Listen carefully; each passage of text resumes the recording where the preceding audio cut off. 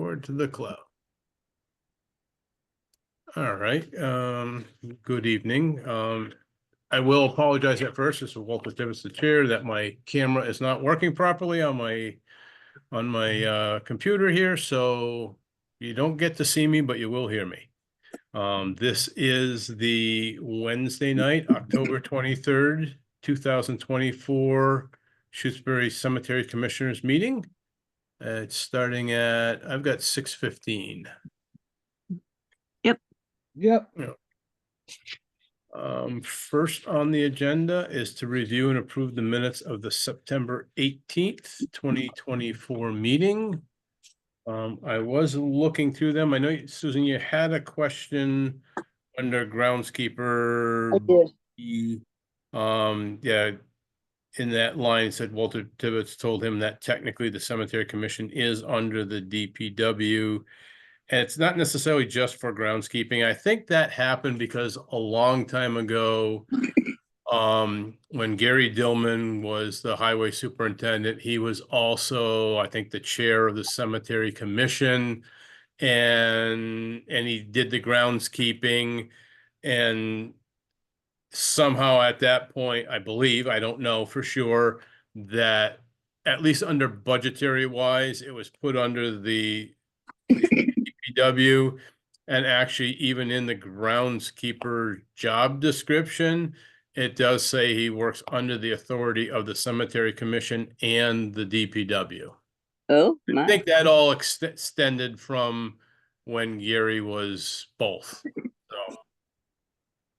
So, not that they really ever push anything like that, but you know, and they always do. If they want to borrow equipment, they always ask, but they also have done some work around the cemetery too, you know, ask and done some work. So I guess it goes both ways. So it is technically the cemetery commission is under the DPW. the whole commission. Yep. Okay. Because even our budget comes under a subtitle or subheading of the Department of Public Works. Oh, interesting. Yeah. Somehow that doesn't seem quite right for the cemetery work we do. You know, It probably doesn't, and I probably should bring it up to Gail when I talk to her about other things and say, why is that, and would it hurt to take it away? You know, I don't know. that'd be good, Walter. Thank you. Yep. I mean, it's not the end of the world, but it just seems odd for our. Yeah, to be because under- we are an elected board, we, you know, and in that case, really don't work directly underneath them, but Right. Yeah. I'll talk to him about that. Oh, thank you. All right, and I don't think there was any other questions. Yeah, Everything else. there was a question Oh, on, okay. Okay, what number? It's 4C. Okay. All I right, yeah, wasn't- it's I think when I printed it out. Oh, do we have? Go ahead. Go ahead and say what I it just is. wanted to know whether Uh, there's still an issue of him subcontracting part of the work out, or is he gonna do the whole shebang? He did the whole thing. Okay, Yep. Okay. Yeah, I there met was, him. there was, yeah, oh, yeah. Why don't we, for the moment, we'll keep that to when we talk about the mapping project, Okay, That sounds good to me. just so we don't get too far off. But yeah, thanks. it was at that time, it wasn't clear. But when he did come up, he just did everything himself. Okay. So there was no other points other than those two on the minutes? Right. I don't think so. That was it for me anyway. I didn't see any. Okay. So I'll make a motion that we accept the minutes as clarified. Seconded? Sounds good. Okay, any further discussion? Okay, we'll do the roll call vote then. Dina, Aye. Susan, I and I vote aye also, so they pass unanimously. All right. So Right here. Next, new burials, lot sales, and I added monument installations because that's another thing that does occasionally come up. And in this case, since our last meeting, there was no new burials, no new lot sales, but there was supposed to be 2 monument installations. One was for the Curtis Brown family. They have a single lot where both him and his wife are going to be cremated. And that one was being put in by Negus and Taylor. And then down at the Locks Pond Cemetery for the Reeds, especially for Charlie Reed, they're putting in a stone with the family name on it from their property, and then a marker, a plaque in the ground for Charlie, and that was being done by Dorsey Memorials, which is actually T.S. Mann doing that now from Okay. Ethel. And those were the only updates on those. Falling right into that, grounds and groundkeepers update. Oh, I have one other report Okay, yeah. on lot sales, which is I heard from Ed Smith and he's being buried elsewhere when Oh, time comes. And he wanted us to know and to thank us for the time. Oh, okay. Yeah, I was just reading that in the minutes and like, yeah, I haven't heard back from him or anything, Right. so, Yeah, so I okay, want to update. I got an email from him this week. okay. Well, at least that's taken care of, put to bed. It's not, Exactly. yeah. okay. All right. Okay, so then grounds and groundskeeper update. I haven't talked to Carl in the last week, but he had been, because, mowing had slowed down, he was more concentrating on trimming of brush and, a lot of these shrubs and stuff that had been planted 50 years ago and nobody's taking care of them and they're kind of going wild. He's been really concentrating on, carefully and selectively cutting some of that stuff back. Um, there's a lot of rhododendron that, like he said, he's going to wait till in the spring after they flower to cut them back because that's the best Right. time to do those. But he's been working away at that and and he's done some leaf blowing, although the leaves are still coming down. So that was pretty good. He did help me, and I spent a good portion of the other Saturday, about 6 hours, down at the Locks Pond Road Cemetery up on the hill, because there was going to be the monument put in, and I hadn't been down there yet this year and hadn't showed Carl those smaller cemeteries, and I don't think our groundskeeper did much last year there. I went up there and there was a bit to do, but it wasn't as bad as I thought. There was some limbs that needed to be cut and dragged off. Um, Carl did mowing with the push mower, mowed the whole thing, which helped facilitate them blowing leaves, which some of them were from last year, still there, kind of matted into the ground. So there's quite a bit of work to be done there. But when we got done, the place looked, I have to say, it looked really nice. Oh, that's Oh, great.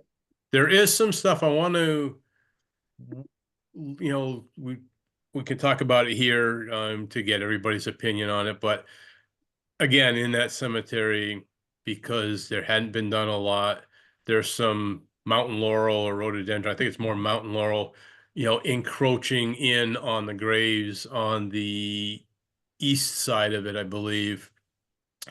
I cut back some stuff on the north side. The west has got some trees that are growing in, some small hemlocks and all that are really actually covering most of some lots, their branches.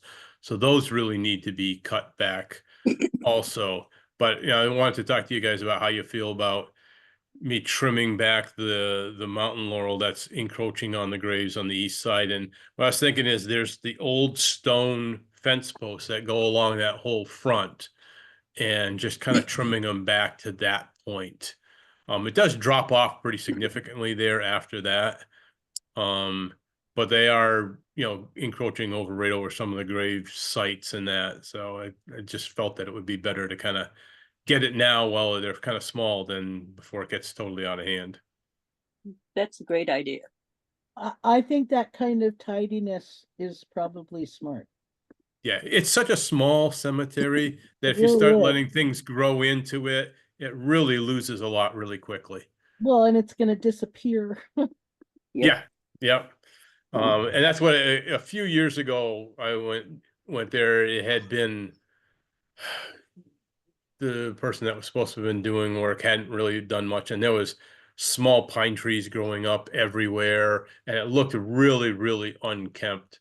Yeah, And I spent like a whole weekend down there, chainsaw, pole saw, everything, clearing it out.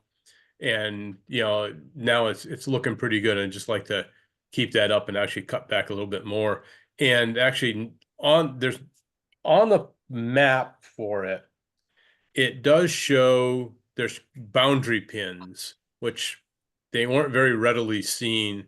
So I think I'd like to go down there too, and maybe need to take my metal detector down there and see if we can find the pins that actually show the actual border. Some of them are pretty easy to see with the stone posts that are coming up, but yeah. there are three pins out there somewhere that I have no idea where they are. So, Well, it's worth investigating. yep, yeah. And then Yep. I will try to get either myself or Carl or both of us down to the Pratt Corner Road Cemetery. I think at this point, it's just better to wait till the leaves come down and then do one massive cleanup down there. I agree. And There isn't much for grass. There's all the low, there's you a know, lot of moss there, and yeah, I drive by there all the time, and it's not looking bad. okay. Yeah, the big thing there usually is if a tree from outside falls in, So, or yeah, just this time of the year, a lot of leaves build up in there. So it really doesn't take much. It's like a spring cleanup and then the fall cleanup is really all that really takes. yeah. Okay. But yeah, Carl continues to be a jewel as far as I'm concerned That's for great. doing the work.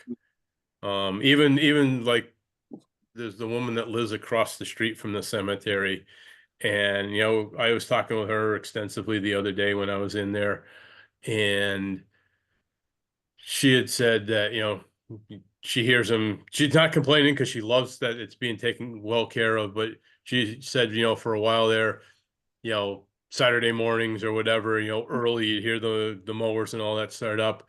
But what she did say about Carl doing it is the section in front of the stone wall, between the stone wall and the road, he actually mows with the mower. So it doesn't take very long, where the Right. last people did it with the string trimmer, And it and took forever. it took forever. And it was just all that for hours. So she's pleased that it's happening much quicker, and that it looks really nice. So Oh, good. yeah. Yay. Winning. Yes, that's good. All right. Does anybody have any questions on anything with the grounds and the groundskeeping? No? All right. I'm gonna keep that. We'll keep that going as an update for now, anyways, till we get into the winter months, and there won't be much to do. All right, now the big thing, the update on the ground penetrating radar and mapping project. As you know, Thomas Cunningham from Texas came up and he ended up doing all the work himself. Took several days. It took longer than he had planned on, I think, but he also did things that he really wasn't planning on. He got into it so much he even said, I want to do some ground penetrating radar in the old section, just to satisfy myself of how things are. I'm trying to learn more about older cemeteries. He's really gotten into, old historic cemeteries and finds them extremely interesting. And so he spent a lot of time and a lot more care doing things that he might not have done otherwise. That's great. And it's good. And he said, it's not going to cost you anything more. I'm doing it on my own time, my own dime. But he says, I want to do this and I want to give you guys a good product. So I applauded him for that. And I think because of the rain, we had the 2 days of rain that in the last 2 months, uh, you know, 2 days Right? of rain that he really, I don't think he got out there and did anything. So he was, I'm not sure if it was Tuesday or Wednesday the next week that he actually finished everything up. I'd have to look back in my text. So he was there for several days, probably about 5 days doing things. And Susan, you said you met him, and what'd you think? Yeah, I went by, I think Thursday afternoon, and he said Yep, you had just left.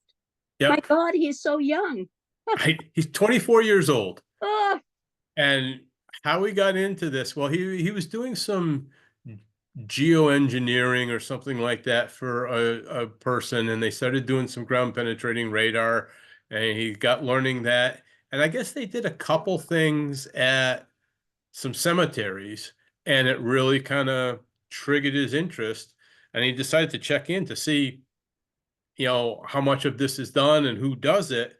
And that's really when he got, you know, in contact with Bob Perry and got talking with him. I said, well, that tells you really how many. If you got a guy from New Hampshire and the next guy you're talking to is in Texas, you know, there's not a lot of people doing this. No, not a lot of people. And what a lucky time for him to meet Bob when Bob's pulling away from the business. Makes yeah. Yes, yeah. sense. And I guess the other gentleman that was from down in Atlanta is kind of supposedly, you know, partnering up with Bob and kind of taking over some of his stuff, but I really wasn't sure how that was going because Bob seemed, you know, very happy to just hand us off to Tom Yeah, and have him do the work.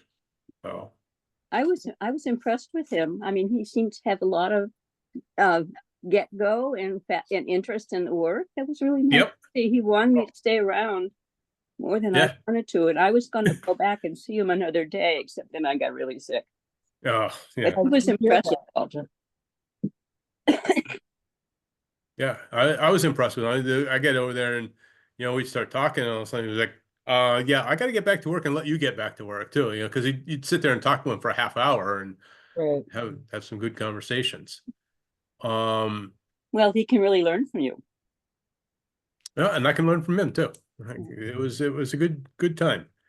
He was impressed with New England. He's never been up here. You know, his first time he's seen the fall. He actually got to see the Northern Lights one night, and Oh, Ooh, he's that's one thing he great. had never ever seen, never thought he would ever get to see. So it wow, was a very impressive trip for him the whole time. So, Oh, good, that's so great. good. yeah. So getting on to things, he did complete all the mapping. We'll talk about the mapping first in both the south section, you know, the newer section and the north section, the old section. Um, he did it in a couple different ways, and I'm waiting to see what it comes back as. He said, "Do you want it to look nice or do you want it to be very detailed?" I said, "Well, looking nice is good, but you know, we're really here for some of the details. That's what we're really trying to figure out where everything is, so we know that, you know, things don't necessarily match what the map says." So he actually is going to do it in both ways and give us Cool. something that's detailed, that has every stone, every cornerstone, every footstone, every headstone, every, you know, signpost, everything that he mapped would be on there. Wow. And then one that, and he was actually trying to figure out some of the lot lines too, and map those because he, like he said, you know, it's supposed to be an 18-foot, or, you know, two of them together, 36-foot area of lots, and some of them are actually like 38 and 40 wide. I said, I know that's part of the problem. He said, and the roads aren't necessarily 9 feet wide everywhere. Some feet there are places they're 11 feet. I said, yep, that's exactly what I found too. So he was kind of trying to figure that out and give us mapping of that too. So it'd be interesting to see what we get. He said there'd be a total of like 10 different files for all that mapping. I don't know if it's Wow. just to fit it in the space that he needs to, like the, you know, the south section would be in 4 sections, or how it's going to break out. But um, I'm really interested to see what we get as a finished product for him, because he was Oh, he was doing so much with it. Hmm. that's very cool. Um, then comes the ground penetrating radar. And had he talked to you much about that, Susan, or not? Well, he showed me where he found a grave where there was not any lot listed. Yeah. So he had first done it. I think he misunderstood. Because I told him the lots went back 18 feet, and I think he only went back like 8 or 9 feet the first time. I Ah, said, no, they go back 18 feet from the roadways. So, and we're really trying to find out if there's people buried there or not, or how many, is there any usable space that we can, resell or anything? So he went back and did most of the lots again. And of all the lots there, I went back and counted all the red flags. A red flag is where there was a body, a burial. And they ranged from being in cement vaults, which he actually probed to, and you could feel them and hear them, to ones that he said were, they definitely had the classic pattern, echo pattern of a metal casket. And then there's some that were, you know, unsure. They would have probably could have been a wooden casket or burial, a longer burial away that wasn't using vaults or the casket had rotted away. But and he said, it's all due to interpretation. That's the big part of the education and having somebody that knows what they're doing, looking at it. But he felt very confident that where he put red flags, there were burials. So I counted them up and I just recounted my thing here, and that it came to 86. That's 86 oh my goodness. bodies that are buried there that we have no idea at this point who they are or when they were buried. Wow. So that leads to a lot of questions to, in 1930, is it 37? 37, 38, in that era, that's when the town got permission from the state to stop using the center cemetery, which is why, the cemetery we have is called the West Cemetery. There was a center cemetery right up where Town Hall is. Mm. When they built that building as the school, there was a cemetery on part of that property. They closed that cemetery, and at that time they were supposed to move the bodies to either an acceptable burial spot or, unless the families wanted them, to put in another lot. So I don't know if a lot of these bodies were from that transition, if they were buried during the Depression when people didn't have money and didn't have, able to afford a headstone, or what the reason. Could they have been Quabbin, bodies moved from the Um, Quabbin the, the that only weren't ones well that marked we there? the only ones that we know of that were moved from Quabbin was, and I'm not going to remember the name. There was a private cemetery, and some of those were moved up, and their headstones were moved up. We have found them. They're in the north section, and some of those got moved to the Quabbin Cemetery. So it was a Oh, family one, and part of them got moved to our cemetery. Part of them got moved to the Quabbin. And those are the only ones that I know of. And right offhand, I can't think of the family names. Might Uh, have been Hamilton's. Hamilton, that's the one. The Hamilton. Yep. Yeah, I was looking for those because all the sources told me they were over at the Quabbin, but the Quabbin folks said they are not at the Quabbin. Yeah. And I went back and I checked, and there they are. Yep. Although there was a couple from the Hamilton Cemetery that did go down to Quabbin. They said they weren't there, but they are there. We have kind of checked into that and found them Good, there. good. But so I don't know where these, and so the unknown wasn't, to me, I just took it as unknown, meaning they don't know if there's anybody buried there or not. Maybe right. the unknown simply meant there's people there, but we don't know who they are. They're Yeah. unknown. Yeah. Bill Randall isn't here to ask that anymore because he worked with FERCog or Franklin County at the time to do those maps. So I really don't know. So it may take now some digging into looking at the Corbin's collection, um, the records in there, looking at our own cemetery records, maybe working with the historic commission to try to figure out is there any record of who is buried there? You know, do we have records of who was in the center cemetery? If so, do we find their headstones down in the north section or not, or anywhere there? If we do, well, that kind of eliminates that.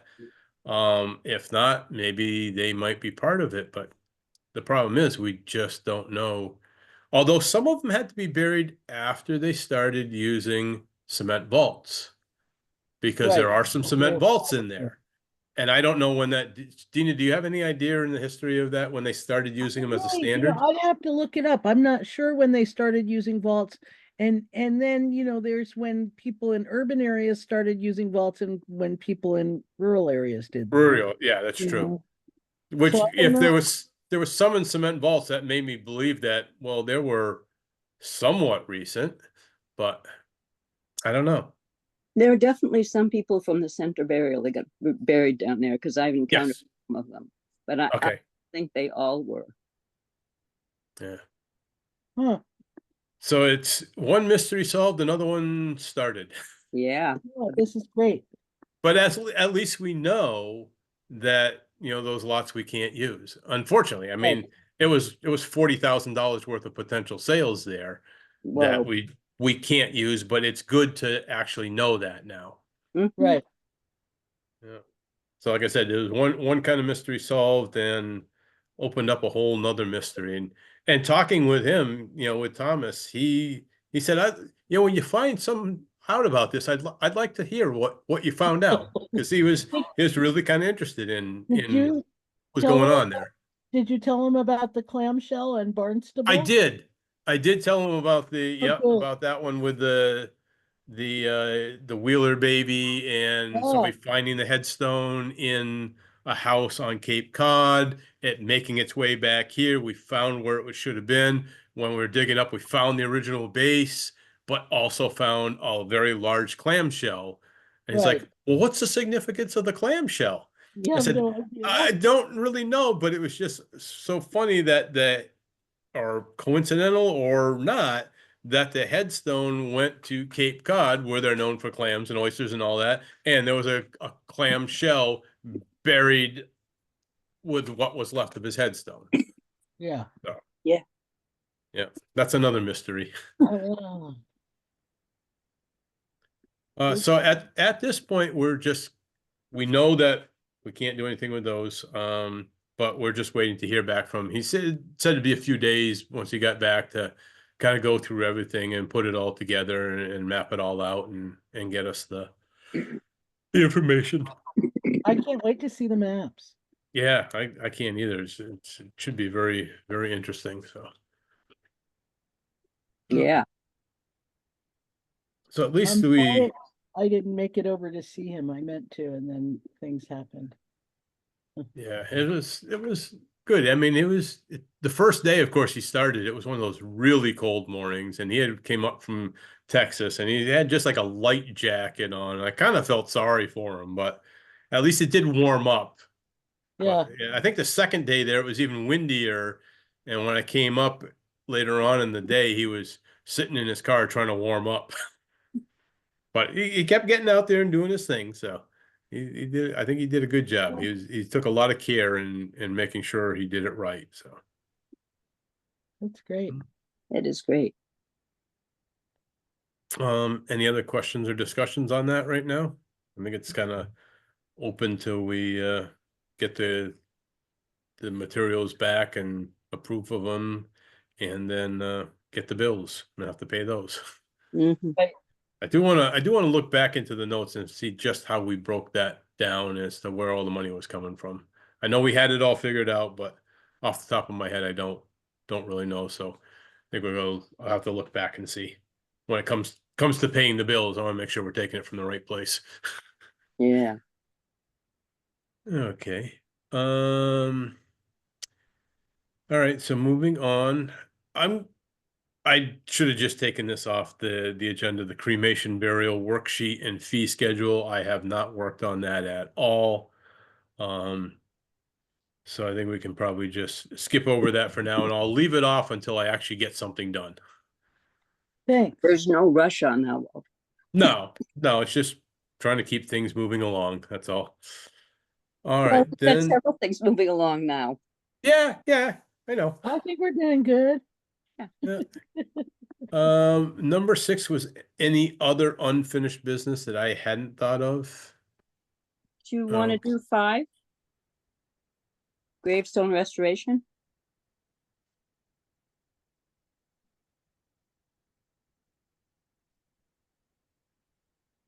I actually didn't put that on this agenda because I hadn't heard back from tomorrow. She last Oh, night, I think the last night we were talking about it, and she was still out in Chicago. okay. Yeah, it was on last agenda. I Okay. left it off this agenda. Sorry, I didn't check. No, So that's okay. I've got the dates for the CPA grant. Okay, Oh, good. good. Determination of eligibility is due December 5th, Okay. and the FY25 grant application is due February 6th.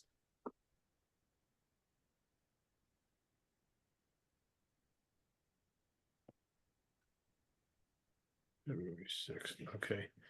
So I guess I'll have to double check with Tamara to make sure that, see how many she did on this one, how many is left.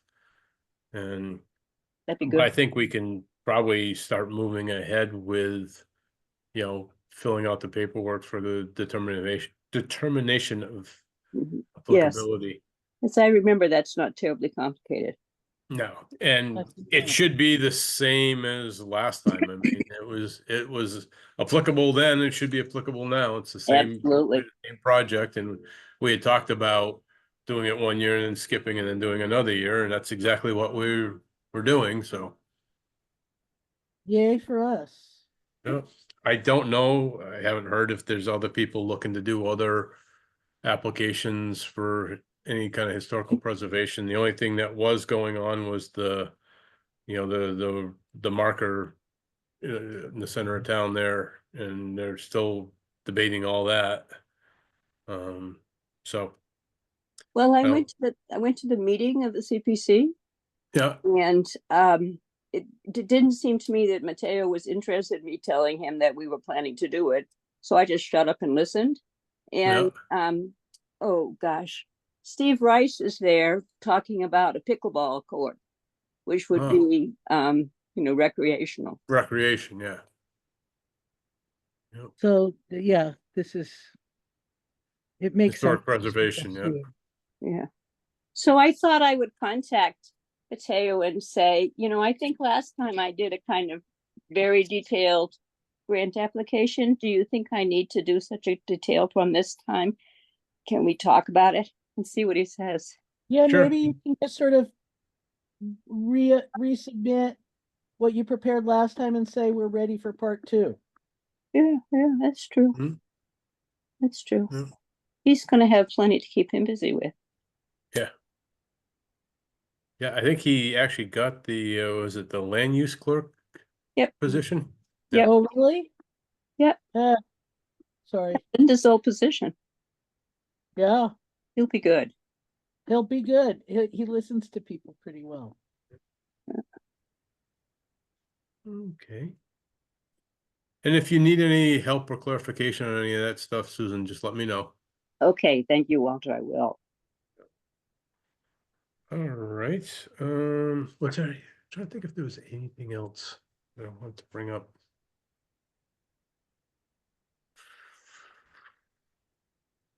No, I don't think so. I'm good. Does anybody else have anything? Not I. No. Okay. All right, so next meeting would be in November. And we can discuss in November if we need to have anything. Well, we know we will have to have something in December because we're going to be doing the grant. Yes. So we should probably talk about it in November. Yep. Maybe I'll draft something, bring it. Thanks. Okay. So let's see. Oops.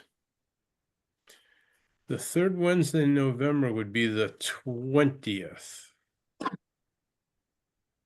That works for me.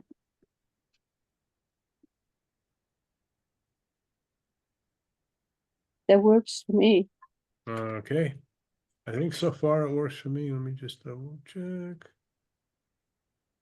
Yeah. All right. So November 20th. Okay, very good. If nobody has anything else. Well, it's not business. I just wanted to, some information. Oh, do you want to stop the recording first? Yes, please. Yeah, Okay, so that's why, just for the meeting,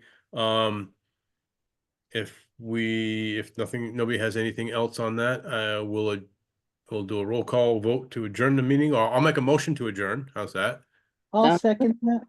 Okay, and so we'll do the roll call vote. Susan, Aye. Dina, Aye.